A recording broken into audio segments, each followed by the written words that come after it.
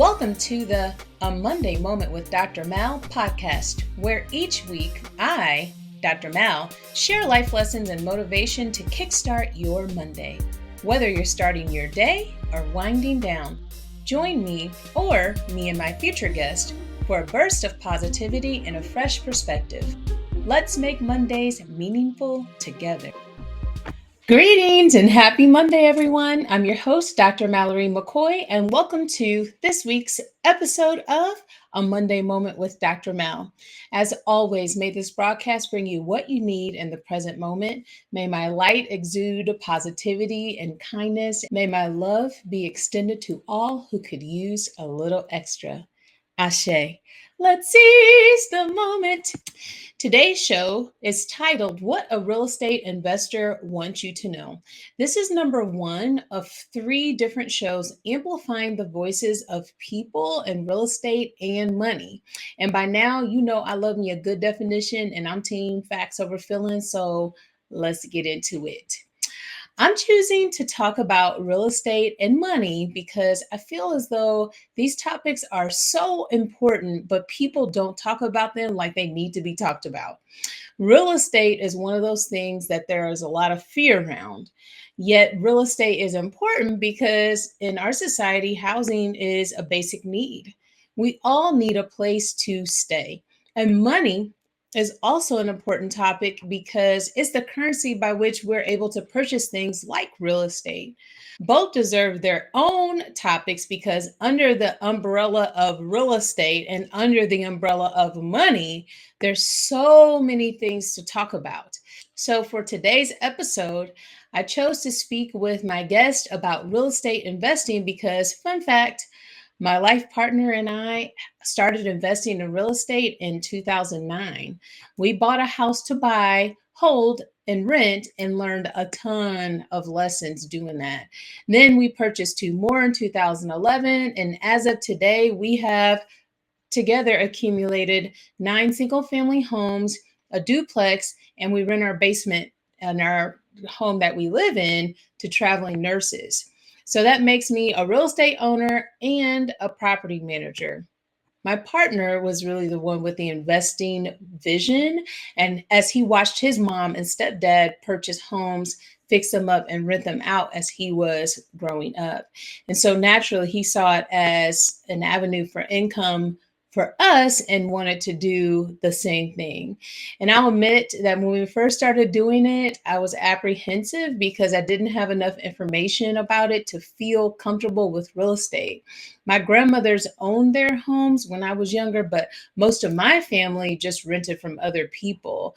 The covert message I received about home ownership growing up was that it wasn't something easily available or accessible to Black people. So I never envisioned it for myself.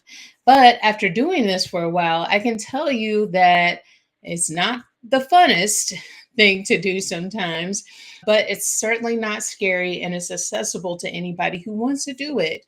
I'm always curious to know how others decide to maneuver in this real estate field. So I'm really excited for you to hear from my guest today because I learned so much even interviewing her for this episode. And I am curious to learn more about what she knows as far as investing is concerned. All guest podcasts are titled What They Want You to Know, and my intention is to dive deep into the minds of experts, thought leaders, and fascinating individuals to uncover the one thing they want you to know about their area of expertise. I intend to unapologetically and unequivocally center the voices of people from powerful groups targeted by oppression. However, if there are other community members who can interject on the topic, they are sure to be invited to the cookout. This week's topic is about real estate investing, as I just said, and this week's guest did not disappoint. And of course, our conversation was incredible. And so I would suggest for you to take out a notebook and get ready to take some notes because she's dropping those dimes. Tadi, Tadela Tedemet, is a real estate investor right here in Kansas City, Missouri. Her biography is her story. And so since she does so well at telling it, I'm going to let her do that. Here's what we talked about. Welcome to my podcast. I'm so excited to have you here. And the episode is about real estate investing. And so I just want you to start off and tell us a little bit about yourself. So I am 30 years younger this year. I have two children. I'm a single mom, and I have moved around a lot. So I started real estate investing when in 2020 when the pandemic happened. I was living in Vegas and I was waitressing on the strip when the entire Vegas strip got shut down, and it was kind of one of those back against the wall. How are you going to make money? How are you going to provide? And I got on the internet, the lovely internet, and I got on YouTube. And when I was 19, I had got my real estate license. I wanted to be a real estate agent. Didn't work out. I didn't put enough time or energy or effort into it, but I had like the basic knowledge. And I found out about real estate wholesaling. So while I was in pandemic mode, sitting on the computer all day long, just cold calling people, do you want to sell your house? Do you want to sell your house? Do you want to sell your house? I ended up maybe 8-10 hours a day calling in Vegas for 2 weeks. I had no luck. It was very, very hard. And then I saw this guy on YouTube talking about virtual wholesaling. And he was calling North Carolina, and he lived in Washington State, and he was getting all these deals. And I'm like, okay, let me try that. So I tried Ohio because I saw they had like $20,000 houses there. And my third day cold calling in Ohio, I got somebody who said, yeah, I want to sell. And that deal ended up being a almost $15,000 assignment fee.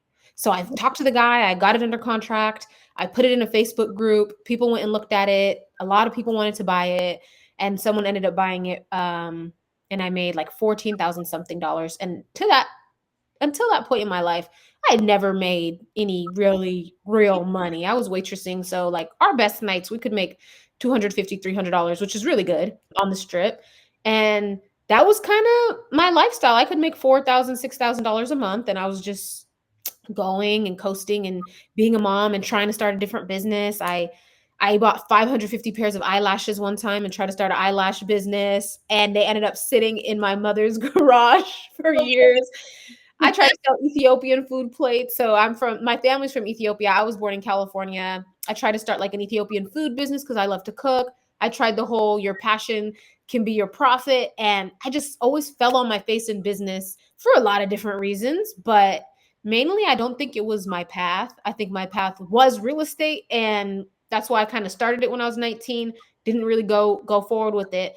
Picked it back up around 25, 26. And that first month when I did that deal, I ended up doing 5 other deals. So I did 6 deals in my very first month. And that's when I realized this is an income business. I had always saw real estate as you buy rentals or you have to go renovate and fix up and flip houses. I never knew that you could just find a good deal and sell the good deals to somebody without doing anything to it. So from there, I started hiring cold callers, hiring people overseas to help me. And it's weird now that it's been 4 full years that I've been doing this full time, but 4 years flew by and it's been very lucrative. I've been blessed to be able to take care of myself, my kids, and now I bought a commercial building, and I actually bought 18 rentals in Cleveland, and I'll tell you a little bit why later and stuff. I don't like rental property investing. I've tried a lot of different things. I've tried Airbnb, I've tried traditional rentals, I've tried Section 8. I bought the commercial building with a different mindset on a different type of tenant that's going to be more long term. And that's kind of where I am right now. I don't want to invest in anything where I have to chase someone down for rent. I Mhm. just want to have properties that have high cash flow. I know how to find a good deal. And real estate wholesaling and flipping, fixing and flipping houses, it's just income. It's the next deal, the next deal, the next deal. You have to keep finding more deals. So where I am right now is building something that will pay me in my sleep month after month, and that's where I am. It's been a long journey of failures. I had 18 doors in Cleveland between triplexes and duplexes and single families, and I lost a lot of money and a lot of time, and it was very stressful.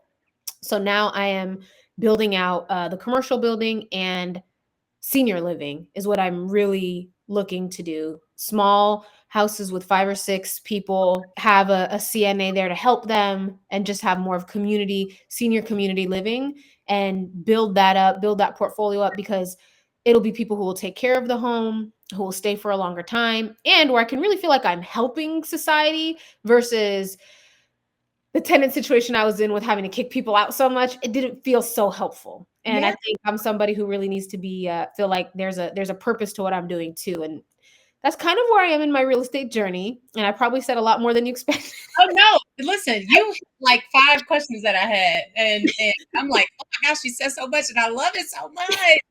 Yes, thank you for giving us that, and I'm I'm highly intrigued because, as I've shared with you, like, I've been in this real estate game for a while, but the strategy that we've used is buy and hold and rent, and you're right.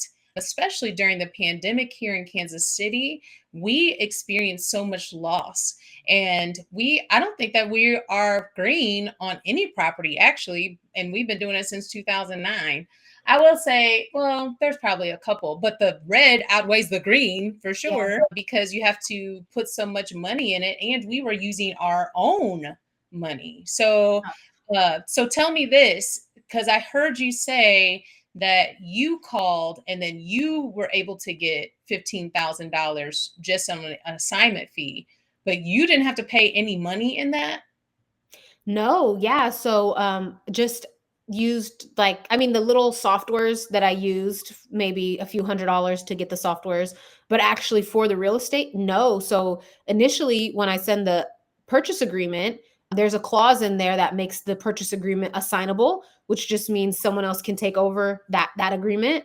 And the goal is, or the key or trick is really finding someone who needs to sell and is willing to sell at a deep discount so you can sell it to somebody else, because that property, if it was all fixed up, it was worth about 70,000, that very first one. The guy had purchased it for 68,000, but he was super wealthy. He bought it very poorly. He spent like $70,000 on it, and the rehab that was done was really bad. So there was still leaks. Then they were Section 8 and they weren't paying their portion of Section 8, and it was a duplex and the other person wasn't paying at all. So all he experienced was a loss for 2 years. Yeah. And when his father-in-law who lived in Cleveland passed away, he's like, I have no more reason for this property. I just want to get rid of it.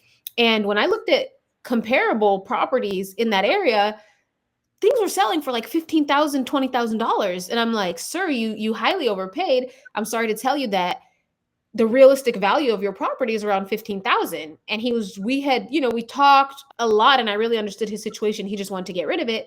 He was like, yeah, you're probably right. So if that's what you're going to give me, if that's what I can get, that's fine. So he signed the first agreement, and then the property had the people in it. So the difficulty there was the buyers going and seeing it. So I had to arrange a lot of little things. So I had to pay a boots on the ground, someone to actually drive to the house, talk to the tenants, make sure they were going to let people in. And then when the potential buyers would come, he would have to be there. His name's Jabari. He would have to be there and make sure they could get in. So there was little complexities, but no money. It was a lot of effort, problem solving, figuring things out. Finally, after 3 weeks or so, and people would come and they would be able to get in the bottom, but not the top, or vice versa. So there was always something going on. Somebody was willing to buy it for $28,500 was the highest price that I could find, which made it almost a $15,000 deal. Crazy to be my first deal. But 2 days later, I found another one. And it was just like in Cleveland, I was just finding another one, where people just wanted to get rid of it. They were like, and same thing that you just said, it was the pandemic. So no one was paying rent. So Right. everyone wanted to get rid of their property. Yeah. It was like, this is a problem right now. It's costing me money. I'm losing money and they're not paying anything. And the property is deteriorating every month, whatever the price is. So I would just go on my software and see what's the cheapest prices homes are selling for. And I'll tell them, hey, these addresses are selling for this. And then they'd sign the contract. And then I just assign it to someone who's going to buy it cash and close on it. So I didn't Wow. have to spend any money at all. It was just a ton of time and effort. Yeah. And you had to do it all before you got the funds. So you're basically Yeah. working to not know. And that's really the craziness about the real estate market is that you work, and then like the closing date, like that's really the day. Like anything can happen on Anything can happen. the day. So it's like, oh goodness. And So everything will happen before closing. oh yeah, Every problem will happen. And it's very people. I make it sound simple, but the stuff that happens between getting the agreement and actually getting the money, you have to be willing to fight through that. And that's the hardest part. yeah, yeah. So the software, because I'm curious because I'm on the other side. So I own properties and I get these phone calls all the time. Hey, are you looking to, sell your property? And I have to say no, block, like consistently. So is there like a database or something where you're getting these numbers from? Yeah, there is.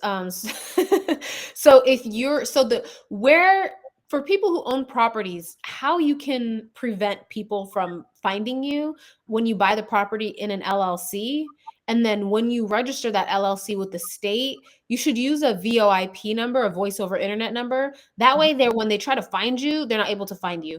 But skip tracing, which is the systems where we find people's contact information Mhm. every year because of AI, it gets better and better. So Mm. now it's even as good as like if you sign up for a gym membership, they're getting your number from there. If you sign up for Cox Communications or your Verizon bill or anything you do because it attaches to your credit report, they get it.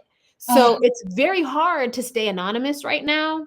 It's actually almost impossible to stay anonymous. The tools are just getting better and better with AI. So I would say probably change your number at this point, Cause or girl, get a second phone and use that other number and let that, because the telemarketing, how people get around it in this industry is telemarketing laws stop people from selling something to you, but they're mm, not trying to sell you anything, they're trying to buy something from you. asking you. Yeah, they're saying, "Hey, are you willing to sell your property at this address?" And you're like, "No, stop calling me." So Ah! technically, they're not violating the telemarketing law, right? So even if you're on the do not call list, do not call means don't call and solicit me to buy something. So it's like it's a loophole. And I will say there's a lot of bad actors in this industry because there's no regulation. And I teach people virtual wholesaling, and my whole thing is doing it with integrity and transparency, being honest with the person. I always say that I'm working with somebody else and I'm not the person that's going to be renting this out after, because I don't want you to think that I'm going to buy the house from you and then like you call me 2 months later like, hey, how's my tenants doing? Like, you need to know what's going on, that it's not going to be me. Otherwise it would be a lie, and a lot of people lie a lot. They Well, lie a lot, and it's listen, really really bad for our industry. It's really bad. Yeah, it's really bad. that's not just in the industry; it's in life. It's Listen, in it is in life. No matter right? what industry you're in, I guess there's going to be shady people. Yeah, and not even industries, personal relationships, professional relationships, all the relationships. Integrity is key, and so Integrity is I key. hear you saying that's why if you wanted to deal or have any type of dealings with virtual wholesaling, you would be one to do it with because you do pride yourself on being integral, and we love that over here. So I'm also curious to know. So because you currently live in the Kansas City metro area, and you get these numbers from the host or from the software, and you get to go call other markets. Mhm. What is the market now? Because we had where houses were way overpriced and people were trying to, I mean, you'd have 10, 12 different offers on a house, and now we're coming back the other way. So how do you, what's your strategy in that type of market? So there's two, it's kind of like you could say there's like a curtain, and on this side there's retail, and on this side there's investment. Mm, So when you're looking at the retail market, it's based upon interest rates, it's based upon the buying power of people. And right now, we are in somewhat of a recession climate where even if it's not technically a recession, people just feel like they don't have money. People just feel broke. And it's funny because there may not be anything tangible to support that. People just feel broke. They feel like everything's expensive and they feel like everything's going up and they don't want to leave their 2-3% interest rate house for, even if it's a nicer house or a newer house, for a 7, 6, 5% interest rate house. It doesn't make sense financially. So in that climate, of course, no one's going to want to sell, and buyers don't really have buying power, and no one's going to want to sell their house to move into something that's more expensive. So you it's kind of smaller. have, and It- smaller. So yeah. then the retail market stagnates. It stagnates, and that's bad for the retail market, but it's good for investors because when it's stagnating here, there's still people who want to sell, who need to sell. But now there's not as many buyers anymore. So Mhm. for investors, they're able to make low offers and get deeply discounted properties from people who need to sell, but they don't really have a buyer right now. So the cool thing about the investor side is no matter what's happening in retail real estate, there's always a way to make money. So Yeah. if the buyer's market is crazy and there's 10 offers on every house, it's okay because buyers can't buy deeply distressed properties. You have to pass inspection to get an FHA or VA loan. So what Right. do we do then? We go after houses that can't pass inspection and you just stick to distress. But in this kind of market, right now, like if you look on Zillow and you look at all the properties that they're trying to sell in Kansas City, all you see is price reduction, price reduction, price reduction. They can't sell their house. So I can go in and make a competitive offer that's low cash, or I can say, hey, what if I give you $20,000 down, make you monthly payments, and I'm able to buy your house on seller finance terms? You finance the house to me. Someone who needs to sell, and they're like, hey, actually, that sounds good. I can get a little cash now, and I don't have to pay the taxes, and I don't have to fix this property anymore, and I could just be done with it. Okay, cool. And that's actually how I bought the building, the restaurant, and the retail space, because people want to get rid of things, but there's not really buyers. No one wants to buy with these interest rates with loans, and a lot of people just don't have cash. So Yeah. for an investor, there's always an angle, there's always a way that you can make money. And the cool thing, the second part of it is I can find those deals all day and then just assign them to other investors who don't have the time to be looking for deals and make Right. assignment fees. And that's what we do. So it's just strategy. Look at the market. What's going on right now? What is my play? What do investors need? Let me find the deals from the investors so I can keep my income coming in. And as I'm earning a high income, I must invest this income into assets because otherwise I'm going to spend it because I know me. I'm going to Yeah. blow all the money anyway. So let me take it away from myself, keep myself cash poor, and just keep investing in things because otherwise you stop the whole flow. You stop the whole flow. Income, income, income, assets, assets, assets. And then the market can do what it wants. The president can be who it wants. The interest rates can be what they want. We got to strategize. And that's the cool thing about these softwares like reprolist.com is one where you can get the seller lists, right? So let's say you say, I want to find vacant houses in Right. Kansas City, let's say 64128 zip code. You can put that zip code in and it'll tell you there's 300 vacant houses here. I can get that list. I can put it through the skip tracing and get everybody's phone numbers. And I can sit here for 5 hours. And if I call those 400 people and one person wants to sell, that could be 5, 10, 15, $20,000 of income, or it could be an asset I can keep forever. So now all my job is to find deals, and then we'll figure out the exit strategy later. Do we want to buy it? Do we want to flip it? Do we just want to wholesale it? But one thing where people fail a lot in wholesaling and in real estate in general, all they do is like listen to what other people do, and they don't ever just sit there and strategize themselves. Like it Mm. starts with a lot of asking questions of like, well, what's going on in society right now? What are people feeling? Like, who would want to even sell right now? Probably not someone who lives in their house, probably someone who has this empty house or tenants that aren't paying. So they've filed eviction. So you can go look for people who have filed eviction and call them.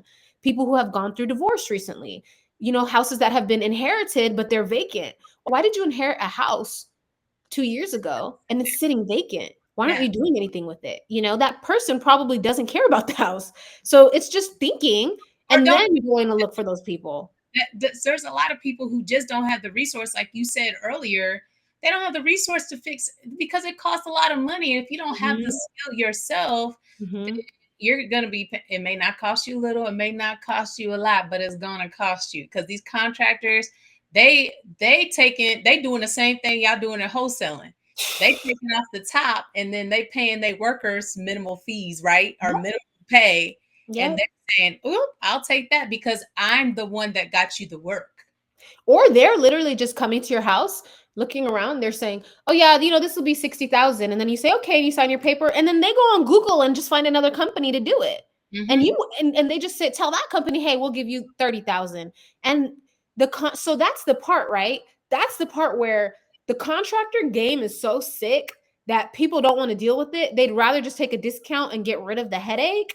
And I'm the same way. I don't want to deal with the contractors because that's what like almost when we spoke a little bit before this and we talked about stress. My stress level was so high trying to flip houses. I was crying myself to sleep every day, waking up to knowing that today's not going to go good. And who wants to live like that? People who flip houses successfully, they have systems, they use the same crews on everything, and it takes them a very long time to dial those crews in, because you're going to deal with a lot of shady characters before you get that team. Now, if I renovate a property, I need my contractor to come in as an equity partner. I'm not paying them for labor, because Right. that's the only way you can hold them accountable. Otherwise, people will start jobs and then disappear. And it's very hard. And that's why a lot of people, it's the resources, it's the knowledge, it's the skill, and it's the time. People just don't have time to sit there and chase after contractors to get their house fixed up. No, So all because that ends up with a lot of motivated sellers, a lot of people willing to let go of properties. And then there's all the flippers and rental property investors who don't have time to look for a good deal. That's where the wholesaler comes in the middle and spends all the time finding buyers and spends all the time finding sellers. And then we just connect them and then make our middle money, and then step out of the picture. that is incredible. I'm like literally mind blown. Okay, so Tadi, tell us, because I listen, they gonna have to take your class to get the whole game, because you don't even you dropped the whole website. I'm like, oh, wait a minute. May not cost you a little, may not cost you a lot, but you got to No, pay. I mean, all this, I try to give out as much free information because I really feel like if you can put some pieces together for free, you'll be more primed to actually learn, because it's deep, it's so deep. It's so much that goes into it, that if even these little things can get people researching and looking and getting a picture in their mind of how it goes, they'll be much better prepared to actually do it. Because everything sounds easy as I say it, like you just find a house and then you assign it and then you make this money. It sounds easy, but in real estate, there's tons of different things that happen. My girl, listen. Actually, I even told my partner, I was like, we need to write a book about the stuff that's happened as landlords, because some of the stuff is unbelievable. Some of it's like you're like, and then I think what it always boggles me is like, first of all, people don't take care of your stuff. That's why I don't Yeah, suggest buying and holding, because they have no value system as far as like someone else's stuff. They're like, mhm, oh, we can do whatever we want to. But furthermore, it's that part that it's like, didn't you sign the paperwork to say you was gonna pay rent? And now I'm having to chase you down to get rent. That's why we went Section 8. So all of our rental properties are Section 8 now. good. And it's because that when Section 8 happens, like the first of the month, you don't have to worry about chasing nobody down because the money's right there. It's right in your bank account. So unfortunately, then people who are actually integral and can pay out of pocket and have good rental histories, um, they suffer because they need a place to stay, and they're not able to rent from us because we don't do that. So The rental market is ridiculous. The United States isn't going to be able to sustain like this for too much longer. There's going to be a huge wave. Everyone, like, community living is pretty much where things are going to go, because people can't afford landlords can't afford the rising taxes and rising insurance, so they have to raise rent. Then when you raise rent, the people can't afford that rent. And unfortunately, I'm maybe the last generation of people who even want to work, and then younger than me, people aren't working as much. They're not being employed. no. And that means they don't have money. So when mom and dad are sick of you and kick you out, or, God forbid, pass away, where are you going to go? Everyone's going to go co-living. And that's why these things like Pad Split, which is a company that will literally like drywall a big bedroom and make one bedroom into 2 or 3 bedrooms. And they're doing like little twin bed, and they'll Yes. split up a master room into like 3 little twin beds with drywall. And you have like, they'll make a little hallway you walk in, and they put doors. You have one, two, three little mini bedrooms in one room In a house. in a house. And they'll do that to every room. They'll make regular rooms 2 rooms, and they'll make the master room into 3 rooms, and they'll make the living room into as many rooms as it can be. No communal areas, a kitchen and your bed and the bathroom. And that's all you get. And that's all a lot of people can afford. And then they'll pay that $400 a month, $600 a month for their bed.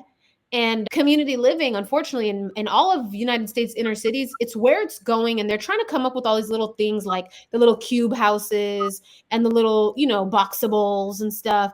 But at the end of the day, if you have to buy a house, if you have to buy a boxable for 30,000 and you have 30,000, you could have put that down on a house, a Yeah. regular house. So the things that they're trying to do, it still kind of serves people that have a good income. But as far as affordable housing goes, it's up to developers to develop affordable housing, or we're going to be stuck with community living like pad split. And if you just Google pad split, you'll see like all the horror stories of what happens when people live in those tiny communal livings. And it's kind of like Brazil and the favelas in Brazil where everyone's living on top of each other. Or, you see places in China and Japan where houses are literally on top of each other.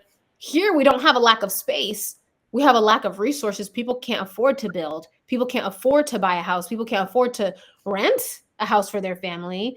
So, I mean, community living, it's scary to think about it, but if people take charge and make it good, Mhm. it's up to us. Like the whole integral thing. Who's going to be the leaders and figure out a way to make community living safe and affordable, because a lot of people aren't going to be able to afford anything else. Like I've even been thinking about like single moms should live together and raise their kids in more of a communal Yes. environment together, Mhm. because how else are you going to afford to live in a house in a good enough school district to want to send your kids to that school? It's It's happening. It has It's to really happen. happening. It's all like, I get on these Facebook groups and they're like, hey, I'm a mom. I have one son. Like, I need a place to stay. Is there any other moms who are open and willing? Yeah, there's stories of women getting married to each other so they have those marital protections, not to be in a marriage, not to be romantic with each other, but just to have those protections so that they can coexist together in the same space. It's wild. I've Wow, I never heard of that. worldwide it's happening because young kids are saying I don't want to get married, and so they're marrying for the marital convenience, but they're not actually, they're not Together? love. Yeah, they're not, they're friends. That's crazy. Listen, the system that we current, like you said, I 110% agree with you, and it's the rental game, or even just housing is a bare necessity. Yes, People need you housing. need shelter. Yeah, they need shelter. That's one of the three main things that we need. Why are billionaires not paying taxes, but you're losing money? Why is the everyday person losing money on investment properties? A hedge funds are buying every single family property in the United States of America. They already own 30% of them. 30%. That's a lot. That's a big percent. Yeah, So when, because it's not an if, when the hedge funds own 90% of real estate, the whole point is real estate is the last way that the everyday person can build wealth. That's it. mhm. You can't buy it. You can't go be an oil baron. You No, can't go corner the clothing industry. China no, did that already. You yeah, can't go corner food manufacturing. There is only so many commodities, and real estate is the last one. And that's not how the United States was not intended for people to build wealth like this. You'll see people in their 60s who have $500 million real estate portfolios because they were buying properties when they were $10,000. That's not going to happen. The hedge funds are going to own 70-80% of the real estate here by, I think it was by 2036, hedge funds will own 70% of the real estate. That's not very far. no, So your only two options is keep building wealth, and the only way it's going to be wealth is if it makes money. it's true. If Yeah, it's all a loss, it's a loss, and it's a loss loss. from you. It's Of a big course, you can claim the loss and on your taxes and stuff, and you can make it even. You can break even, or you might even be creative and be able to make some money. But this it should doesn't, be something it that doesn't is creating income for you and creating wealth for you hmm for your family. it doesn't even out. So I It know. doesn't even out. And the other thing is we use the cash flow, like even when I had my all my rental properties, I would use the cash flow as if it was income, and then I wouldn't really have a good track, but I just knew at the end of it I lost money because Right. I'm coming out of pocket to fix things. Yeah. So it's kind of the way we invest too. But I would strongly say, especially if you're on Section 8, raise the rent and make Section 8 pay it, because they gotta pay. And good luck getting somebody to answer the phone down The wait list on Section 8 is crazy too out here, which is another testament to housing being impossible. there. The Section 8 wait list is thousands of people. So there's thousands of people who can't get affordable housing, and they might be living with grandma or uncle or even in an abusive situation because they don't have anywhere to live. They can't go anywhere, and their kids are suffering because they can't move. I have one question that I ask all of my guests. Actually, two questions. So the first question is, because you told us a lot, girl, but if you could talk about real estate investing, what's one thing that you want us to know?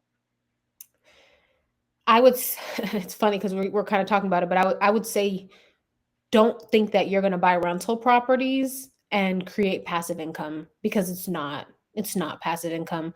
If you buy a rental property and let's say your mortgage payment is 600 a month and you're making 1200, that 600 cash flow that you think you're getting, put it together for 12 months, you're going to spend more than that fixing that house up for the next person to live. Unless you're buying properties where a doctor's going to rent it and keep it super nice and live there for 5 years, you're not going to make money buying rentals. So you got to get creative. If you want to get into real estate investing and you want to do rentals, you have to think of creative strategies, and buy in the right location for those strategies, like Airbnb, like senior living, like co-living, college living, somewhere where that 600 mortgage payment, but you're making 3,500 rent. Where there is real cash, real income, not perceived income, real income. Otherwise, you're only buying for appreciation. You're going to be break even every year, and hopefully the houses go up in value. But if you're Right. going to buy for appreciation, you have to make sure the areas you buy in appreciate. My biggest mistake was I bought 18 doors in the inner city of Cleveland where values were actually going down. They weren't going up. So I'm breaking even and the house is not even increasing in value. If I owned those properties for 20 years, I would have taken a loss. So I sold them for whatever profit I could, and I regrouped and I rethought my strategy. Everything is strategy. And if you're going to go and say, I'm going to go find deals, you might as well wholesale first so you can understand it, make income, and then use that extra income to do whatever investing you want to do. Now, if you're a high income earner, let's say you're making $300,000, $400,000, $500,000 a year, and you feel like, oh, I have so much money, I don't even know what to do with it. You're buying properties to not pay taxes. So that's a whole different thing. But I think the number one thing, a lot of people, they see real estate investing, and they think in their head, I'm going to make money. Actually, most people lose money. I agree. Personal experience. So my next question is actually a prompt. I used to think, but now I know. So I used to think, but now I know. What did you used to think, but now you know? I used to think I had to hustle and grind. But now I know whether I put in 12 hours a day or 2 hours a day, somehow the money always finds me. I love that because you and I both, we have direct lines with God. And I actually say with my words, all that I want and need, I already have it. Ooh, I Ever. love that. I have not ever felt like I don't have anything or anything like that. Now, people will say, oh, well, you got stuff, but no, I mean, more money, more problems. If you have more money, you also have more bills. Like everything is accentuated times 10. 100% more Um, stress. yeah, more stress. And when you're dealing with, renters, that's more people that you have to be accountable to. But we've never been at lack. I've never been at lack. And so I love that. I'm grateful for the continued looking out. Like, thank you for having me. It's so Thank you. crazy. It's so crazy because you especially, as a parent, you just feel like I need all these protections. I need this nest egg and this nest egg on top of the nest egg, and I need this money over here hidden just in case I need to run away one day. And it's like you put that in your head, but it's so fake because if someone kidnapped you right now and left you on an island, you would find a way. You You would meet an islander. You would find some bananas to sell. The resources are already here. They've already always been here. And that's one thing on the note of poverty, because I think we touched on poverty, talking about, people who are in these poverty situations who can't find a place to live and stuff like that. It's here. It's only here because the resources to create money or whatever we need to live, they're already here. But you got to be tuned in to that frequency of, like you said, first gratitude and then allowing it to find you too. And then being intentional and looking around and saying, hey, maybe I have this water and somebody wants this water and I can make $1. And now let me turn that dollar into 2. But it doesn't take all that hard effort and grind. I used to stay up till 2 a.m., wake up at 6 a.m., go for a walk, write things, cry all the time, feel so stressed out. And then one day I was just like, well, what if I just don't do all that? And then I stopped and nothing changed. Nothing changed anyway. The deal still came. The system still did what they were supposed to do. I still did what I was supposed to do. And I just took all the pressure off myself. And I realized, like, oh, wow, I could just kind of enjoy my life too. It doesn't have to all be about money. And now I'm exploring new things, like making sure I put me first and my health and my mental state, and really figuring out, who is Tadi and what does Tadi love? And it's not all about the dollar stacking on top of the next dollar to save you from this. What am I even scared of? And that's been a nice place to be. Yeah. Well, first of all, one thing that we neglect to realize is that money is energy, and money is energy that flows. It never stops flowing. It's always flowing like the river. And so, what I heard you say is that you didn't try to beat the river into submission. You surrendered to whatever was happening, and it was happening anyway. Because what is for you will be for you. Period. Amen. Period. So, yes. Well, I have enjoyed our time together. Thank you so much for just not only giving your time, but giving your expertise. I have been dying to talk to you. Only people don't often recognize uh, that, because we see these big things. We see people doing these big things, and then they say, well, I can't do that. And it's like, well, yeah, actually you can. And you just have to be in the flow to receive it. Because if you say that you can't, you won't. But if you say that you can, then you will, like you say, you will find a way. I ain't going to be stuck on this island. I will find a way, right? So you found a way, and your testimony is a gift. I know somebody's going to hear this and be like, I can do it too. So for my listeners who are not watching, please tell us where we can find you. I'm on all platforms at Tadi Virtual, Tadi Virtual. YouTube, Instagram's probably the best place if you want to reach out, Facebook. And definitely, Dr. Mal, if you have any questions ever, or even if you're like, I might buy this property or I want to sell this one, let me see what Tadi thinks the value is, please ask me, because that is my thing. Like, I can definitely help, and I would love to share my expertise just to help, because there is a lot of, veils and things that people don't want you to know. And I think the more we know, the more empowered we can be. And you deserve to make money. Thank you. You're not running a charity. Like I said, I already told you, you know what I'm saying? I'm thankful that you're in my life. And girl, listen, I got your number in my back pocket. What? Yes, you got me. Like, Tadi. I'm in your corner. I'll help you wipe the sweat off and get back in the game, because it's rough. Sometimes it's rough out here, and and with real estate, it can be a fight, but anyone can do it. Anyone can succeed in it.